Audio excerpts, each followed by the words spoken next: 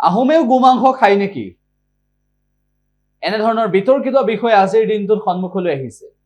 হিমন্ত বিশ্ব শৰ্মাই গোমাংস খাইছিল বুলি অখিল গগৈয়ে বক্তব্য ৰাখিছিল। এনেদৰে আজি অসম জাতীয় পৰিষদৰ নেতা ৰাজু ফুকনে মন্তব্য কৰিলে।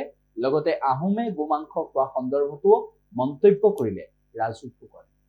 মই মুখ্যমন্ত্ৰী ডাঙৰীয়া নেডাৰ চেয়াৰমেন আৰু তেওঁ নেডাৰ চেয়াৰমেন হিচাপে গোমাংস বন্ধ কৰা কথাটো শ্বিলঙত গৈ নাগালেণ্ডত গৈ নহ'লে ইটানগৰত গৈ ক'বৰ কাৰণে অনুৰোধ জনাইছোঁ যে আমি এটা কথা অপ্ৰাসংগিক হ'লেও মই জাতত আহোম হিচাপে গদাধৰ সিংহই প্ৰত্যেক দিনাই একোজনীকৈ বগী চেউৰি গাই তেওঁ আচলতে এটা সময়ত খাইছিল। আমি আচলতে আহোম হিচাপে আচলতে গোমাংস খোৱা আগতে এটা পৰম্পৰা আছিল। এতিয়া আমি বেলেগ ধৰণেৰে বৈষ্ণৱ ধৰ্মত আমি আহিলোঁ। তাৰ পাছত ধৰি লওক মানে জীৱ হত্যা মহাপাপ এনেকুৱা ধৰণৰ কথাবিলাকত অহাৰ পাছত আচলতে এই বিষয়বিলাক নাইকিয়া হৈ গ'ল। কিন্তু মানুহে আচলতে খাদ্যক লৈ যিটো তেওঁলোকে আচলতে ৰাজনীতি কৰিবলৈ আগবাঢ়ি গৈছে, মানে মুখ্যমন্ত্ৰী ডাঙৰীয়াই যে অখিল গগৈ ডাঙৰীয়াই এটা প্ৰত্যাহ্বান জনাইছিল তেখেতক যে তেওঁ হোষ্টেলত থকাৰ সময়ত তেওঁ গোমাংস খাইছিল বুলি কৈছিল। তাৰ উত্তৰটো কিয় আজি তাৰিখলৈকে দিব পৰা নাই? যে তাৰ পাছতো বহু মানুহে তেখেতৰ ওপৰত আঙুলি টোৱাইছে যে তেখেতে আচলতে সেই সময়ত আচলতে গোমাংস তেওঁ যেতিয়া কংগ্ৰেছৰ চৰকাৰৰ দিনত আছিল সেই সময়তো তেওঁ গোমাংসক আচলতে পক্ষপাতিত্ব কৰিছিল।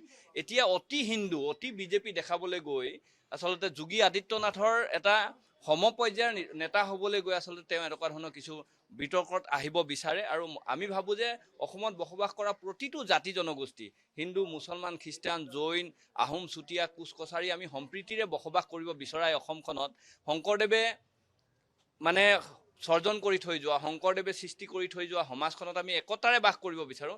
তাত আচলতে গোমাংস, গাহৰি মাংস এইবোৰ বিষয়লৈ মানে আহিব নালাগে বুলি আমি উপলব্ধি কৰোঁ। সেইকাৰণে মুখ্যমন্ত্ৰী ডাঙৰীয়াক আহ্বান জনাইছোঁ যে ৰাজনীতি কৰক, বেলেগ এংগুলৰ পৰা কৰক, কাম বন কৰি আচলতে ধাৰ নোলোৱাকৈ 1,50,000 কোটি টকা ধাৰ টেটুলৈকে লৈ আচলতে আজিৰ তাৰিখত বিভিন্ন ধৰণৰ উন্নয়নৰ ফটা ঢোল বজাই তেওঁ আচলতে এনেকুৱা ধৰণৰ গোমাংস, গাহৰি মাংসৰ কথা কৈ ৰাজনীতিটো আচলতে বেলেগ এটা ফাললৈ লৈ যাবৰ কাৰণে যি প্ৰচেষ্টা হাতত লৈছে, এইবিলাক আচলতে অসমৰ ৰাইজে কেতিয়াও মানি লোৱা নাছিল আৰু ভৱিষ্যতৰ দিনতো এইবিলাক বিষয় মানি নলয়।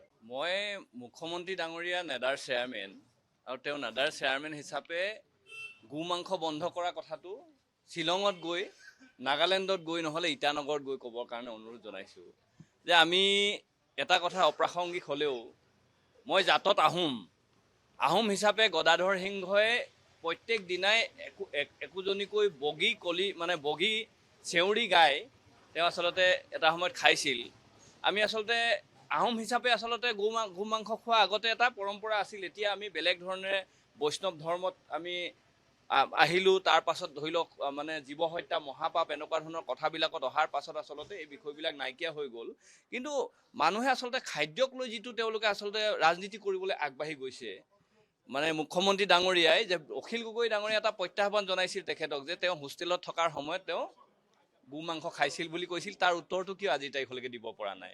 যিকোনো খবৰৰ বাবে যোগাযোগ কৰক 7099017330 লগতে 7099017110 নম্বৰত।